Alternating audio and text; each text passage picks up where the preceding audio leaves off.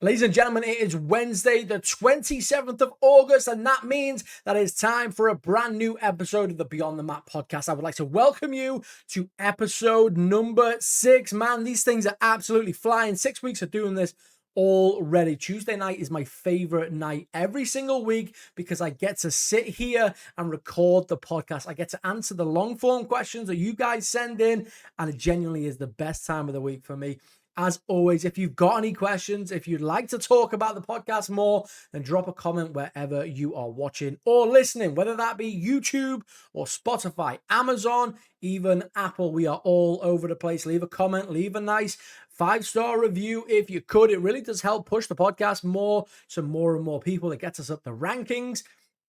Not that I really understand how any of these rankings work yet, but I'm certain that a 5-star review or a good comment, etc., does help us get the podcast in more places and in front of more people. I appreciate you tuning in every single week. This is episode number 6, and we have so much to talk about today.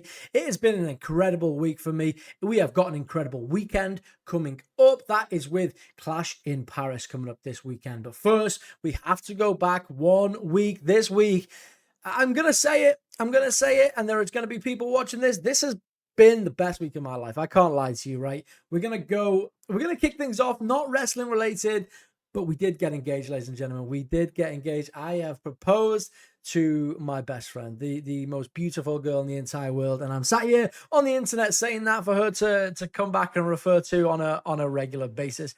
That is right. We were at AEW Forbidden Door this past weekend, and it happened. I mean, the wrestling was fantastic, but that by far was the biggest moment of all of the week. So things started on the Saturday for WWE Liverpool. We had the entire family come down and we attended the WWE Liverpool show. Obviously, this is a part of the Clash in Paris tour, and it was just a very, very, very good night. A very star-studded lineup. We had the likes of Jimmy Uso. We had the US champion Solo Sikoa and his whole team out there. We had Talatonga. We had Jacob Fatu. We had who else did we have? We had a real range of fantastic competitors. Io Sky, Roxanne Perez. It was a fantastic night. Lots of great matches. I think we had 9 or 10 really good matches. We had CM Punk.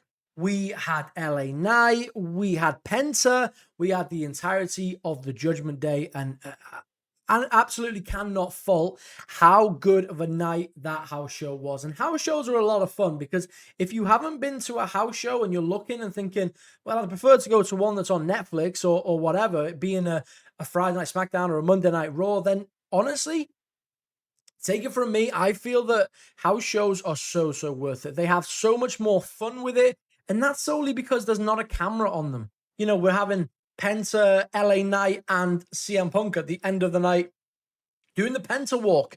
You're not getting those kind of things on television, you know? You're getting Io Sky taking a fan's signpost or sign from the crowd, and she's in the ring, you know, kind of running around with it. You're having Bayley having fans in the audience, little children singing the "Hey Bayley" chant. You know, you don't get this kind of fun on the televised shows. And whilst the televised shows are fantastic, they really are, because you are on Netflix, whether with Monday Night Raw or Friday Night SmackDown. There's just so much pressure taken off on the live shows, and that they are honestly a lot more fun, despite the televised shows being very story driven. Obviously, you know, we're running a television program with all of that kind of stuff. I would 100% recommend get to a live show probably before you go to a televised show, because they're just so much fun. Everything's a lot more relaxed, you know, referees I've seen doing flips and all sorts. It's just genuinely is a good time. If you can get to anything, get yourself to a live show. Also, televised shows are just so much more expensive as well. You know, you can pick up live show tickets for a very, very reasonable price. And that's exactly what we did. So I went with my brother, I went with my stepmom and my dad and my now fiance, and we had a really, really good time. I'd recommend going. I really, really would. The next night we were in London. We traveled to London for AEW Forbidden Door. we had a blast. We had such a blast. It was an absolutely incredible card. If you haven't seen any of that show, I'd 100% recommend it. I believe it's on Amazon or AEW via Triller. And it was just a really, really good PLE. I've never been to an AEW show before. We haven't had that many opportunities. We obviously have had 2 All-Ins and we've had a couple of Dynamites and stuff like that, but I have never been able to go. And this right here was something that is going to set the tone. Every time that they come to the UK now, I'm going to find myself attending AEW shows because the PLE quality is extremely high for AEW, and it seems to be super, super consistent. It seems to be like this for a very long time. AEW constantly putting on a very high quality consistently on a regular basis. Like every month or so, they're putting something on that's incredible. All Out goes down on the 20th of September. I'm very, very excited for that. But Forbidden Door 2025 was just absolutely incredible. I found it to be very, very predictable. It felt like a lot of the matches were very predictable, except kind of the 3-way tag match for the World Championships. But nevertheless, they came back to the UK. The O2 Arena is a fabulous arena. It has air conditioning, which is absolutely huge. And not a lot of arenas have air conditioning. You wouldn't believe it. If you're an American fan listening to this, you're probably thinking, wow, that's crazy. Because I know you guys have got some really nice venues. But yeah, the O2 is one of the only venues, I'm pretty certain, to have air conditioning. The seats were beautiful. We were sat in the first tier, but about 4 or 5 rows up. So the view was yeah, I wouldn't change any of it for the world. It's a very, very great view. It was a very good night. We had lots of pyro. We had obviously Edge was there, Adam Copeland. So we got to do the a cappella version of Metalingus, and that was just a beautiful moment. The lights out steel cage match, 5v5, out of this world. Okada, we had Nigel McGuinness versus Zack Sabre Jr. for the IWGP title, World Heavyweight title. Mercedes Moné in her fatal 4-way. We had Toni Storm versus Athena. It was just a fantastic night. And if you haven't already seen AEW Forbidden Door, I'd 100% check it out. And if you would like to go to a live show when they're in the UK, I'd 100% recommend it, because to me, the level of quality in those PLEs by AEW right now is insane. They are on fire right now, and I just cannot wait. I'm going to go to AEW All In next year. That's in Wembley Stadium, and tickets are going to be quite cheap for that. I mean, tickets for what we got on Sunday were great. Very, very reasonably priced. We were, like I said, about 5 rows up on the first tier, and it was about £130. So you're looking at about £65 per person. And honestly, I could not have asked for better seats. It was an incredible night. And the best was still yet to come. Now, I know that this is a wrestling podcast, but I'm going to talk about it because lots of people have asked me about it. Lots of people have messaged me about it. When I've put asking for questions for this week's podcast, people want to know. People want to know. So I'm going to talk about the biggest thing that has happened to me this past weekend in my life, by the way, and that was the engagement to my beautiful now fiance. Man, it's gonna sound boring, but it was magical. It really was magical. So we finished AEW. We got back on the train and the tube. About an hour 30. I'm like, I knew I was gonna do it. I knew I was gonna do it. I took the ring with me. I actually took the ring in the camera box, the camera that you are watching me on right now. I told her, look, I'm going to take the camera. I took the camera and I put the ring in the camera box because I know she was not going to look in there. Why would she look at the camera box? And she even said to me, why did you bring that camera box? After she said, I was wondering why he brought the camera box. So anyway, I brought the camera box. She had no idea. We got back. There was 2 kind of stipulations on how I could not do this proposal, okay? We've been together 4 years at this point. I, A, wasn't allowed to do it in front of people, and B, I was not allowed to do it in Paris, as if people are in Paris every week. But we are in Paris next week, in fact, this week, for Clash in Paris. So, I mean, there it was. Yeah, so we got back, you know, I'm not going to go too much about it. And I did it in the hotel room. And yeah, it was a beautiful moment, a very, very beautiful moment that we shared. And yeah, I'm incredibly happy. That's how it was done. It was done in the hotel room. I rang the hotel, by the way. I'm not going to call them out, but I rang the hotel asking them if they could do something, and they said no. Can you believe it? Can you believe it? They said no, they would not assist me in the completion of the engagement. Anyway, it was a beautiful moment. It is a moment that I would cherish for the rest of my life, and I overwhelmed with happiness, overwhelmed with all the messages of people reaching out and saying we're such a beautiful couple, and yeah, genuinely from the bottom of my heart, if you message, if you reached out, then thank you so much. I really appreciate it. Marriage is not something I always considered, but yeah, this girl changed that, man. This girl changed that. So that's enough of the mush stuff. This is a wrestling podcast. People have asked how it was done. It was done in a hotel room, and it was beautiful. It was magical, and that is that. Back to the questions. We've got Keith, my man Keith, who actually did ask me to kind of go into a bit of detail about how I did all the proposal and stuff. But we're going to go back to the wrestling stuff. She's had enough mush now. I know she's going to be watching this back. She's going to be critiquing everything I say. Oh, you didn't say this, you didn't say this. I love you. I love you. Okay, let's crack on. Keith said, what is my Mount Rushmore of WWE titles? Because he knows that the Mount Rushmore question is one that a lot of people ask on a regular basis. So this one I thought was quite unique by Keith, and I like it. I like it a lot. He is asking me, what is my Mount Rushmore of WWE titles? Well, the original, when I first got into wrestling, it's around like the John Cena Umaga days. It's around the Undertaker versus Batista for the world title. It's around the Triple H. It's around the Shawn Michaels. So for me, two straight off the bat right there are the WWE spinner belt. It's an absolutely beautiful belt. A lot of people hate it. A lot of people really hate that belt. Not me. I absolutely love that belt. And the OG, quite not OG, but the big gold. The big gold is what I'm saying. The one that the Undertaker held. The one that that Batista held. Triple H. You guys know which world heavyweight title I'm talking about. The big gold. The one before we kind of currently already have. The WWE spinner, absolutely made by John Cena, made famous by John Cena. Edge then went on to make a different version of it, the rated R one, that was pretty cool. Black and gold NXT belt as well for me, because I believe that the black and gold NXT era was probably one of my favorite times in wrestling. Like, NXT hit so much different during the black and gold days. We're talking your Aleister Blacks. We're talking your Undisputed Era. We're talking, who else are we talking?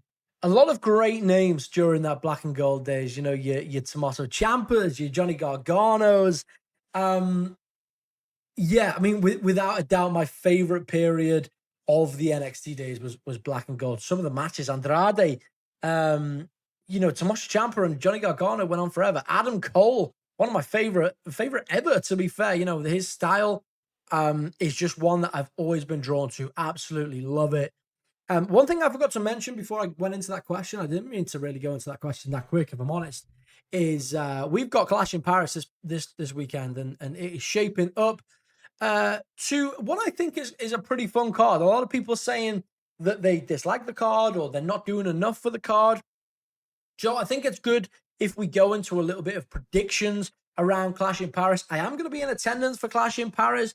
If you do spot me, if you would like to meet, then please do drop me a message, and I would absolutely love to meet people, get some pictures and just talk about the show that is coming up. Right now, I think it's only right that we talk predictions. Kicking off, John Cena versus Logan Paul. It is the retirement tour. John Cena has 3 opponents left after this, 11 dates left after Clash in Paris this weekend, and he is taking on Logan Paul. Now, Logan Paul to me feels like a little bit of a letdown in the names that we could have seen him against. We've got AJ Styles, we've got Penta, I think would be a lot of fun. Dominic Mysterio. We heard John Cena say the other day on Friday Night SmackDown a list of the names that people want him to take on. Bron Breakker also on that list. Roman Reigns also on that list. There are a lot of names that we would have really loved John Cena to take on in his final, kind of during this calendar year. But Logan Paul wasn't there for me. I really didn't think. And I'm not saying that Logan doesn't deserve it. I think Logan is a very, very good natural athletic wrestler. He is very good in the ring, incredibly his ability to stay calm under pressure. He's great in the big moment spots. He has become very, very good and quite annoying in the sense because a lot of people don't like him as a person. I understand that completely, but I'm talking about Logan Paul, the wrestler, not to be confused with Logan Paul, the person, obviously. So for Logan to get this opportunity against John, I think is huge for him and not one that I saw coming. But nevertheless, these two had a really good back and forth exchange last week on Friday Night SmackDown. We know that Logan Paul hit Cena right at the end of the show when Nick Aldis came in and said, I've just heard from Brock Lesnar. I've just heard from Brock Lesnar. And then just before Nick Aldis says what he had heard from Brock Lesnar, in comes Logan Paul with the right fist. He is out cold. For this match, I do not see any other outcome than John Cena winning this match. A few people calling for a Brock Lesnar return. I do not think we're going to see Brock Lesnar return in Paris. I don't think we're going to see that. I think they're going to set up their Over the Limit pay-per-view. Not Over the Limit, WrestlePalooza on the 20th of September. We know that that's probably going to go one-on-one with AEW All Out, which is obviously a shame. I know we touched on that.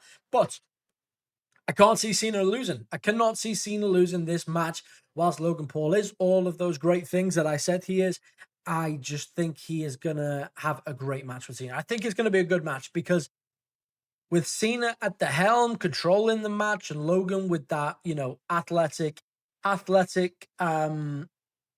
we know how good. I think we'll see something crazy like a 5-star frog splash to the outside table. Something that makes Cena look absolutely incredible. Even if he has to do it a few times to see Super Cena, we want to see Super Cena. And I think we will in a match against Logan Paul. Look, I'm quite excited for this match, whether it be Logan Paul or not. I think these two are going to actually cook. I think it will be a good match. But I do feel that the outcome of this match will be a John Cena win. What else do we have on the card? We also have the World Heavyweight Championship up for grabs. Seth freaking Rollins defends against CM Punk, LA Knight, and Jey Uso. This is going to be a cracker match as well. I think they're all going to be cracker matches. I think they're all going to be very, very good matches behind a crowd that is going to be absolutely booming. I mean, the crowd is going to be absolutely booming. I'm certain of it. We have seen a Backlash last year, AJ Styles versus Cody Rhodes. This French crowd is incredible. The French crowd with the phenomenal chant are incredible. The French crowd, when there is a 2 count, 1, 2, sacre, mon deux. I mean, that's not great French, I'm certain. But I need to learn it because I'm going to be there this weekend. So I think predictable. I think Seth retains the belt. First real challenge on a PLE. I can't see him losing the belt. Is in fairness that he the way he won it. It's kind of the second best heist of the century. Could be the biggest heist of the century. I just can't see any other result here than a Seth Rollins win. We've got Sheamus versus Rusev in a good old-fashioned Donnybrook match. A lot of people calling this underwhelming. I get it. I get it. We've seen Sheamus and Rusev definitely more than 3 times. The official word on WWE is that this would be the third match or second match. I don't know. They keep calling it the third match, but I feel like we have seen this match go down definitely more than 3 times. But I would like to see it culminate and end in Clash in Paris. A good old-fashioned Donnybrook match. Sheamus versus Rusev. I think Sheamus takes the win here. I think Sheamus needs to get past Rusev and then enter into the talks for the IC title. He has never won an Intercontinental Championship in his life. And I think it's only perfect that he goes on from here to take on a particular a good route towards the IC title. I would have quite liked to see Sheamus versus John Cena. If I'm honest, maybe what we could have really had, if I was to kind of re-fantasize this a little bit, would be John Cena versus Dominic Mysterio for the IC title. Maybe he wins, maybe Cena wins it there, and then maybe Sheamus comes in and takes the belt. And we're kind of killing two birds with one stone there. I think Sheamus wins this match, then goes on to take on Dom down the road. If AJ Styles doesn't take it off him on the Monday coming up, but AJ Styles versus Sheamus, who doesn't want to see that? We've also got Bronson Reed versus Roman Reigns. I do think these matches are quite predictable. I'm going to be there, which is exciting. Would I like to see a less predictable lineup? Absolutely. But this is the matchup that we've got, so I'm absolutely going to run with it. Roman Reigns versus Bronson Reed. We've got the Vision, who have kind of been beating up Roman Reigns every time he's kind of shown his face at Raw. And on this instance, I can see Roman Reigns absolutely defeating the Shooter Fowler. I love the Bronson Reed stuff currently. He's taking shoes and showing his dominance, asserting his dominance, and he has become the Shooter Fowler, the tribal thief. I love that. I love the entire arc. It's completely different. I think Roman Reigns wins. The question is does Roman Reigns take back all the shoes that has been stolen? I mean, he's currently got 2 pairs. Bronson Reed currently. Does Roman Reigns take them back after the pin? Or does he stay as the tribal thief? It's quite hard to say. Nevertheless, Roman Reigns, I'm certain, will pick up the victory in this match. Finally, what we've also now got booked as well, Becky Lynch defending the Intercontinental Championship against Nikki Bella. That's an interesting matchup. That's a very, very interesting matchup. I don't think Nikki Bella is going to take the belt. Like, outright, just do not think Nikki Bella will take the belt. These two have been back and forth for a little while. A lot of people, and I say a lot of people, Kelly Osbourne is very, very upset at Becky Lynch. And Becky Lynch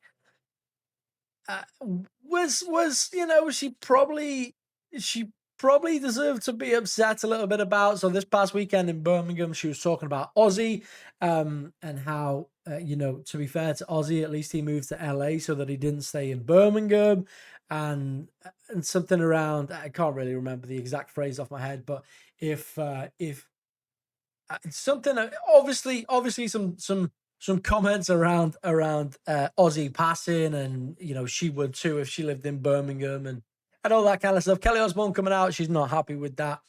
And I saw Becky Lynch reply under what Kelly Osbourne said and said, what did she say? Get over yourself. Drama there. Becky Lynch versus Kelly Osbourne at WrestlePalooza. Let's book that. Becky Lynch, no doubt, is going to walk out the women's Intercontinental Champion here.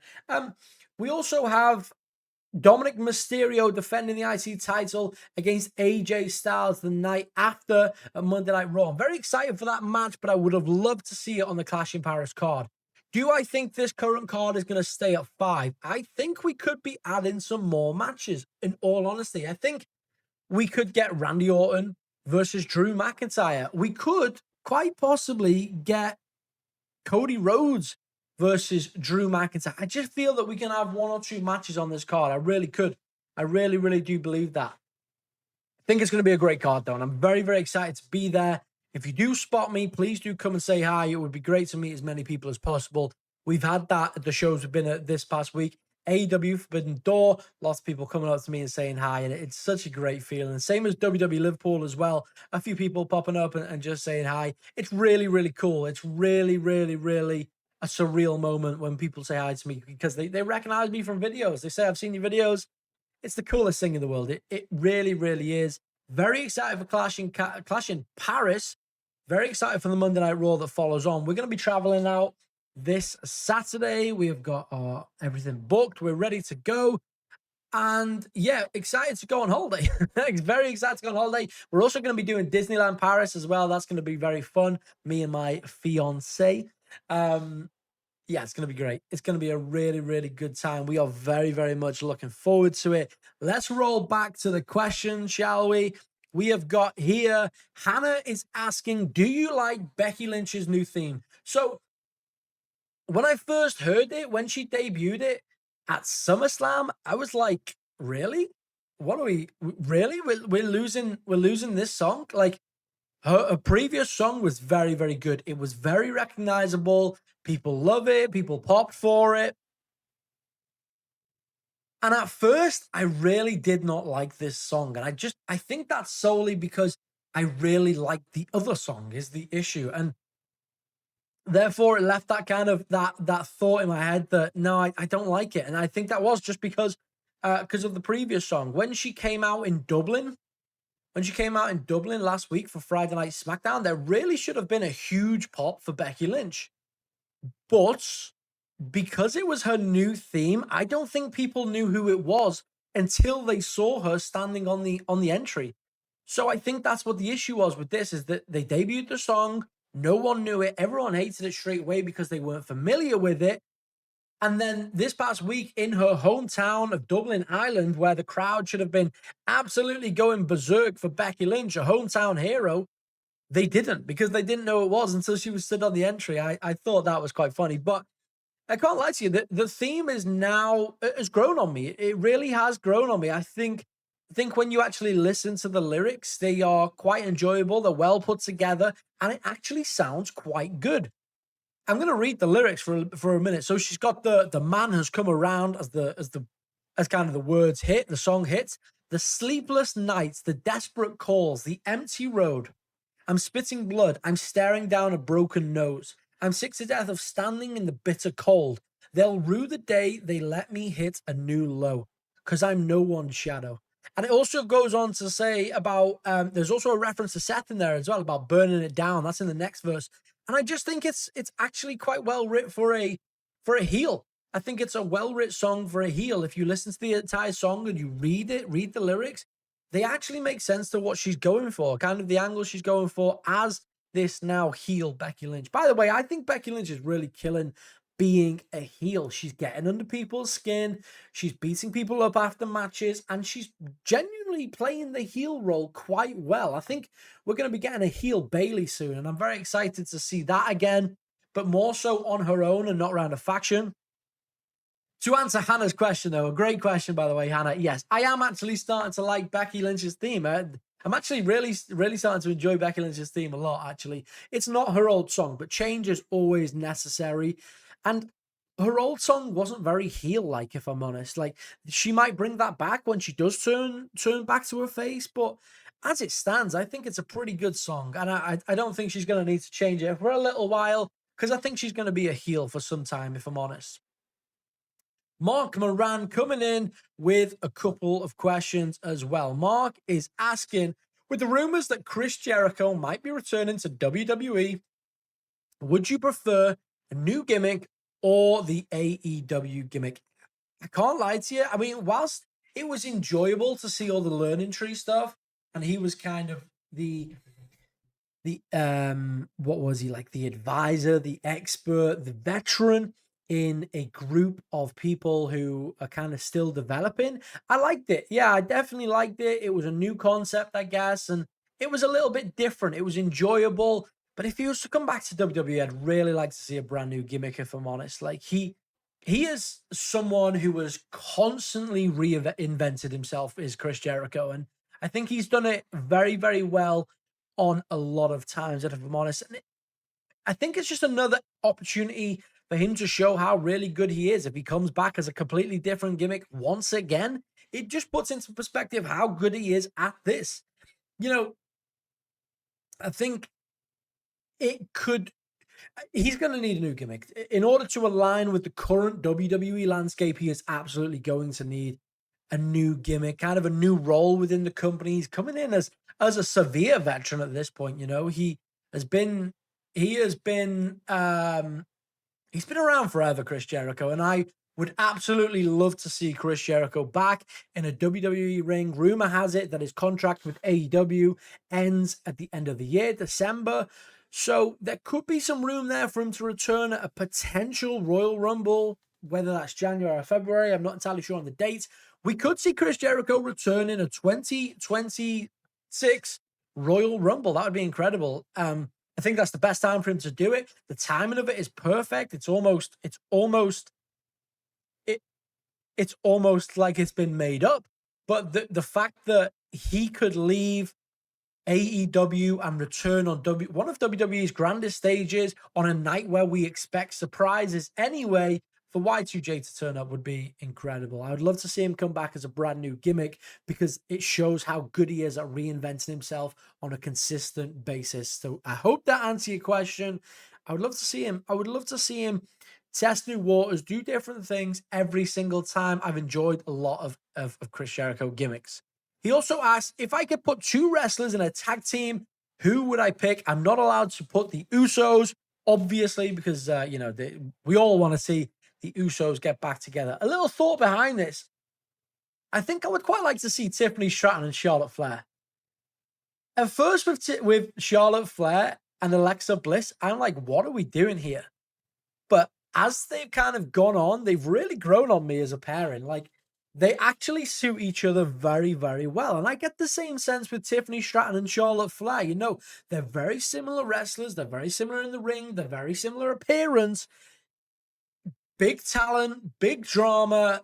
They really could match up very, very well. I think they could be very similar to what the Iconics did back a few years ago. The Iconics now actually in TNA, they're doing great things again, but they are incredibly athletic. They are both quite arrogant and impeccable fashion sense. There is absolutely something to create out of Charlotte Flair and Tiffany Stratton. They are both big names within WWE. They are both similar in ring and in appearance, and I think that they could probably go about it in a similar fashion around kind of the what they did with Alexa Bliss and Charlotte Flair was have two very separate people. But I think in this instance, they could have two very similar people getting under each other's feet a little bit. You know, they both want to show how good they are. It could be very, very dramatic with a lot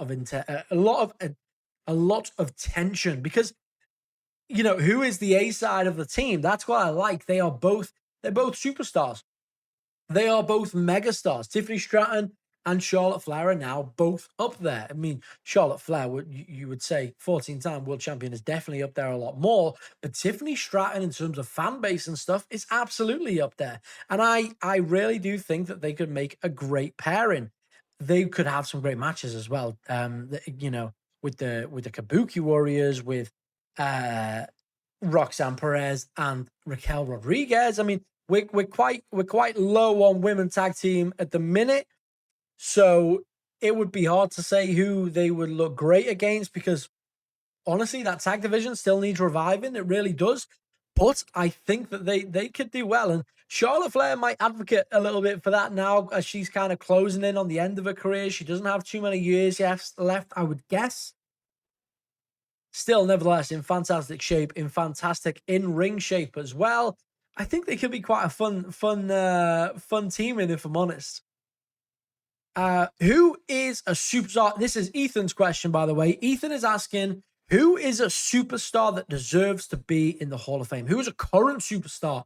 Ethan asks. So he is asking, out of the entire roster right now, who's someone who's definitely already going in? Well, there's a few names that I can really think of off the top of my head.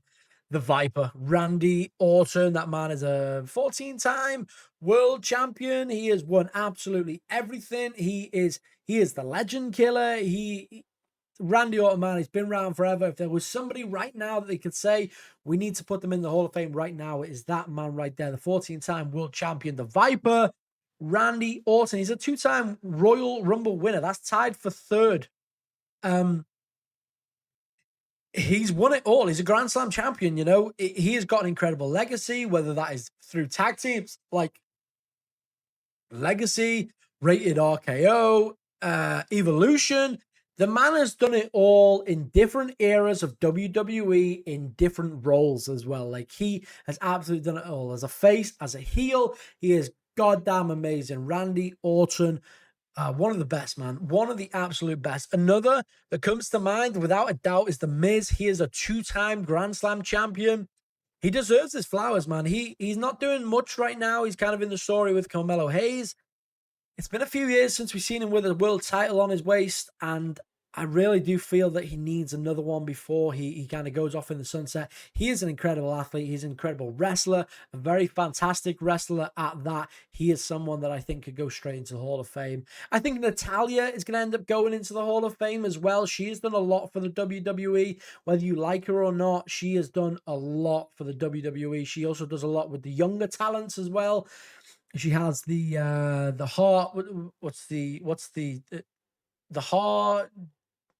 Why would the second word not come into my mind? She's got her own wrestling gym as well. The Heart Dungeon, something like that. It's yeah, they are constantly, her and TJ are constantly doing great things with the kind of the younger generations of wrestlers, the next generation of wrestlers. And she's done a lot for wrestling. She absolutely goes down in the Hall of Fame as well. A lot of great names that could go into the Hall of Fame. There really, really is. But I think those three are probably the most deserving right now. If we're going to talk about kind of not current as well, Bray Wyatt is definitely going into the Hall of Fame. He has yet to go in there. You know, we lost Bray 2 years ago to kind of three or 4 days ago to the day. And yeah, that's a man that one of the most clever minds in all of wrestling, and he is absolutely someone who deserves to go into the Hall of Fame. You know, the Hall of Fame is a huge thing, and it's full of incredible history. And I believe that Bray Wyatt is someone who deserves to be up there without a doubt. Grant, my friend, is asking, what is your opinion on TNA? Do you know what, Grant? TNA is one of the first promotions I ever watched, and it's probably one of the reasons that I love wrestling so much. I've got some great memories watching TNA with my granddad, watching TNA with my mom, and kind of general family, because we didn't kind of have WWE straight away because WWE was on Sky Sports at the time, Sky Sports 3. Whereas TNA was on Challenge, it was on Dave, it was on a range of freeview channels within the UK. So I've always had TNA close to my heart. I think my current thoughts on it right now are quite complex. You know, it's got a great history, but it's also got a history full of a lot of lows, a lot of highs, a lot of frustrating lows. A legacy that defined, I wrote this down because I thought about this a little bit. It's a legacy that is defined by innovative in-ring talent, but also hindered by questionable creative and management decisions. I don't know where I got that poetry from, but I genuinely did write that. It's, you know, it's been a home, TNA has been a home for a lot of stellar talent in the likes of Samoa Joe, AJ Styles, man, one of the best to ever do it. Um, you know, Kurt Angle had a huge history in TNA. Christopher Daniels. TNA brings a lot of great memories to me. Like it really, really does. The Knockouts division, the X division, the resurgence of TNA now having this stuff in place with NXT. I think it does great things for them. I mean, the whole like title stuff has got. I have a bit of a different opinion on, but it's also been through some tough times. You know, poor management, poor creative decisions. The Monday Night War attempt in 2010. Jeff Hardy, you know, that kind of what happened with him wasn't great. The talent drain and kind of inconsistent product is what I've seen TNA have a lot of recently. And I'm on and off with TNA. I'll tune in. I'm like up to date on all of the recent results, but I haven't watched TNA weekly for about 3 months because it just doesn't feel the same anymore, unfortunately. I really don't like what's going on with the titles. I hate that NXT are holding titles hostage. I really don't like that. I don't think that's TNA's fault, but I also kind of do because they've approved that. You know, they've approved that for the sake of getting a couple more views because Trick Williams is the champion and JC Jane is the champion, and I don't know, it just doesn't quite sit well with me if I'm honest. Yeet Master, aka Sean, is asking, what wrestler or current wrestler would I feel would thrive in the Attitude Era and vice versa? I think the most obvious current superstar that would work in the Attitude Era is LA Knight. And the reason I think that is because LA Knight to me is a mixture of Stone Cold Steve Austin and The Rock. You know, Stone Cold in the ring and The Rock on the mic. LA Knight's trash talk is very comparable to the people of the Attitude Era. In the Rock and Stone Cold Steve Austin, he's cocky. He is he is very good with his words. You know, he just seems like a supernatural fit, in my opinion. He could have been a really good top heel back in the day, I believe. And then switching that over, someone who I feel could have done more, could have kind of been Attitude Era superstar in today's wrestling. I think actually, while he was already in the Attitude Era and thrived a bit more in kind of the ruthless aggression era, I think probably Edge. Actually, I think Edge would have been a much better fit back in the day during the Attitude Era if he was in it a lot more. I mean, perfect fit for today's product, in my opinion. Seeing Copeland this past weekend at AEW Forbidden Door was incredible. You also followed up to ask, let me just scroll back up to that. Do I think that long-term storytelling is possible in modern wrestling with today's fast-paced media and fan expectations, or has the industry moved on? That's a really, really good question. That is a really, really good question. I think that long-term storytelling absolutely has a place in wrestling. Some of the more recent stuff, the Bloodline did so well at staying relevant for 4 years.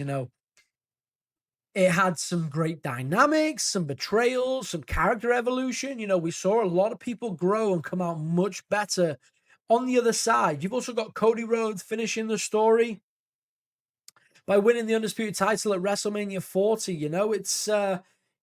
There is absolutely a place in wrestling for long-term storytelling. I love it. I absolutely love long-term storytelling. When I'm watching it, I'm like, wait, that ties to this, and figuring it out as a fan, I guess. The fan engagement. We have a lot of social media. We have a lot of kind of things getting ruined, which is very unfortunate. But unfortunately, in 2025, these things are just bound to happen. I think I think we're in a time in wrestling right now where we've got lots of different promotions doing lots of different things. A lot of promotions not doing long-term storytelling, and then a lot of promotions that are doing long-term storytelling. Sometimes I watch WWE and I'm like, is there long-term storytelling here, or do we just have nothing to do with that character? And I, I don't think we've moved on from long-term storytelling, but I do think we are adapting more to approach to it, which is I think is super super important. I mean, promotions are increasingly building these more complex storylines that unfold more so over months and years than they do weeks. I think that builds for great storytelling. I think the longer term is absolutely thriving in modern wrestling, and I am 100% here for it. We're coming from days when it would just be one or two matches, and that is classed as storytelling. All of the storytelling is just done in the ring, but I don't think we're there anymore. I don't think we're there anymore. I think we have storytelling in the ring, we have storytelling on the mic, and I think we have storytelling in kind of a long-term sense. This happened 2 years ago. This is tied to this now. I think it's a fantastic time to be a wrestling fan. So to answer your question, man, and I hope that is enough to answer your question.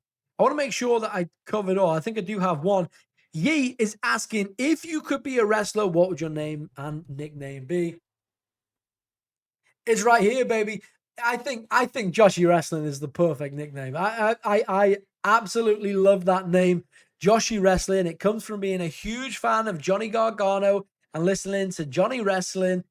Yeah, I love it. I think the nickname would absolutely be Joshi Wrestling. Imagine that you stood in an arena of 20,000 people shouting, screaming Joshi Wrestling. Like that's the that's the dream, man. That is the dream. I'm going to end it there, people. I think that has answered all of the questions to the best of my ability. I'm not entirely sure what we're going to do for next week's podcast. I will be in Paris on the Wednesday, so it's going to be tough to get one out, if I'm honest. But look, thank you so much for listening to episode number 6 of the Beyond the Mat podcast with Joshi Wrestling. I appreciate all of the love and the support. As always, let me know where you're watching. Drop a comment. Did you enjoy the episode? Leave me questions for next episode number 7. Thank you so, so much. I will see you all on the next episode of the Beyond the Mat podcast. Thank you. Goodbye.